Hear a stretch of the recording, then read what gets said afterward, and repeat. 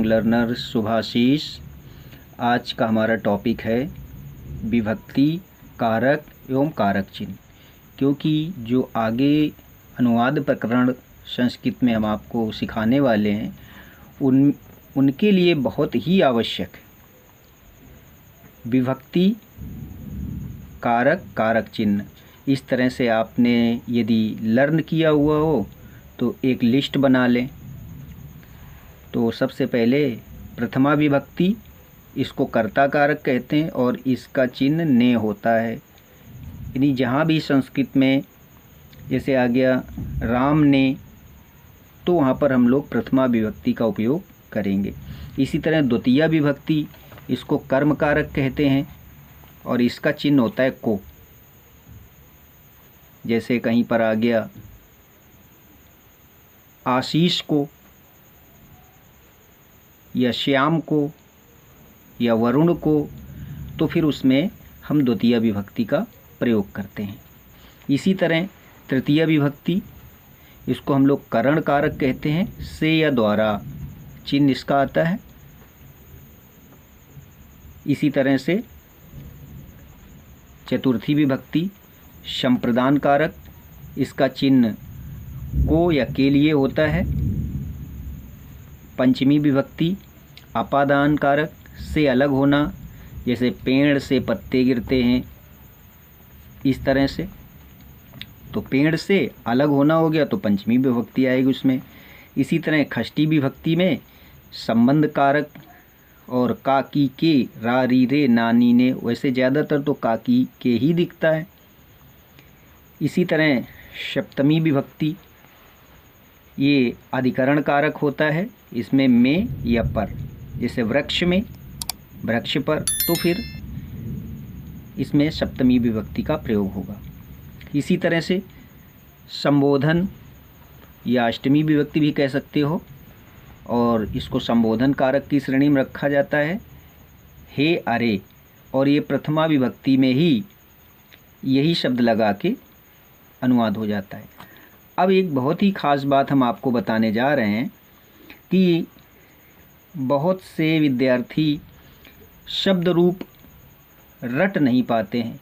वो ये समझते हैं कोई अच्छी सी टेक्निक मिल जाए तो हम उसको आसानी से लर्न कर लें।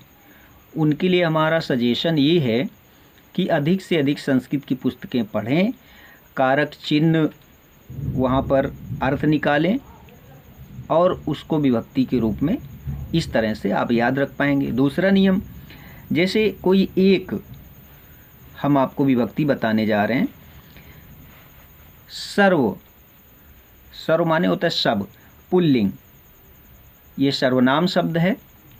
इसकी विभक्ति यहाँ पर देख सकते हैं।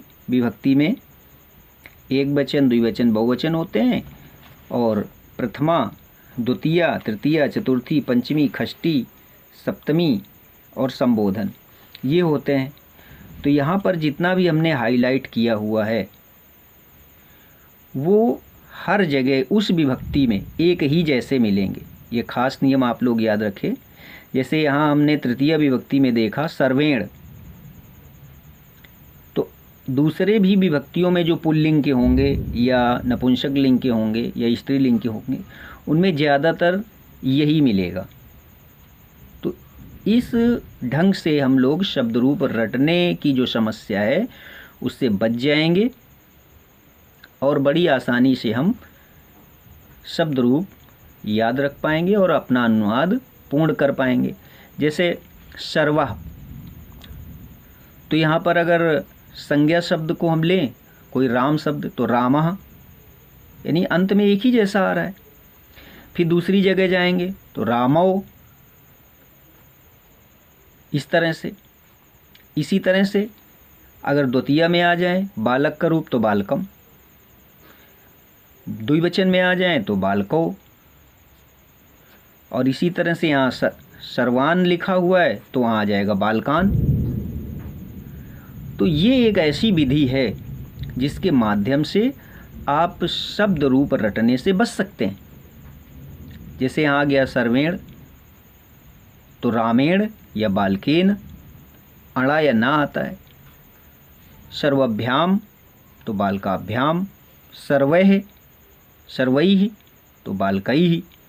तो अगर इस तरह से हम ये देखें कि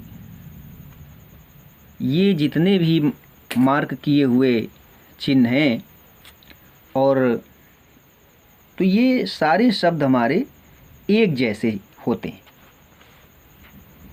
इस तरह से जो हमने नियम, जैसे यहाँ आ गया सर्वस्य, तो अगर बालक में जाइए तो बालकस्य होगा। यहाँ आ गया सर्वस्मात् तो बालकात्, सर्वस्मै तो बालकैः। इस तरह से आप ये शब्द, जैसे यहाँ आ गया है सप्तमी में, षष्ठी और सप्तमी में सर्वयोः, तो दोनों में वहाँ पर आपको रामयोः या बालकयोः मिलेगा। सर्वभ्याम सर्वभ्याम सर्वभ्याम यहाँ 3 जगह लिखा हुआ है, तृतीया, चतुर्थी और पंचमी में। तो वहाँ जब जाएंगे तो बालकाभ्याम बालकाभ्याम या रामाभ्याम इस तरह से मिलेगा।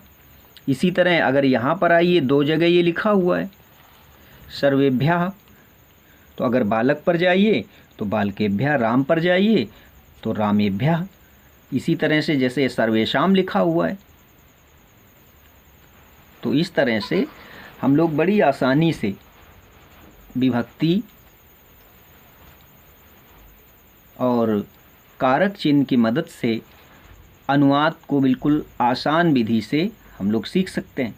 क्योंकि आगे जो अनुवाद प्रकरण के वीडियोज़ हम आपके सामने लाने वाले हैं उनमें से सारी चीज़ें यही होगी। तो डियर लर्नर्स, इस तरह से कंपैरिजन स्टडी हम इसको कहते हैं। इस विधि को हम लोग तुलनात्मक अध्ययन कहते हैं। तो कंपैरिजन स्टडी या तुलनात्मक अध्ययन से आप बहुत रटने की समस्या से बच सकते हो। तो हमारा ये सजेशन याद रखिए। और ये जो हमने यहाँ रूप लिखा हुआ है, अन्य रूपों से, पुल्लिंग हो, स्त्रीलिंग हो, नपुंसकलिंग हो आदि कोई भी अंत हो, इस तरह से आप कंपैरिजन स्टडी करें और ढेर सारे शब्द रूपों को रटने से बचें। यही हमारी आपको सलाह है। और अभी जो चीज़ें हमने यहाँ पर बताई हुई हैं उनको ध्यान में रखिएगा कि ये हर शब्द रूपों में एक ही जैसे आपको मिलेंगे। कहीं भी आप देख लीजिए और देखिए ज़रूर कि ऐसा है कि नहीं है। ज़्यादातर शब्दों में यही चीज़ें आपको अंत में मिलेंगी जो अनुवाद बनाने में आपको बहुत ही मदद करेंगी। तो डियर लर्नर्स, मेरा शुभ आशीष। आप ये तुलनात्मक अध्ययन शुरू करें और अधिक से अधिक आप लर्न कर पाएंगे। शुभ आशीष।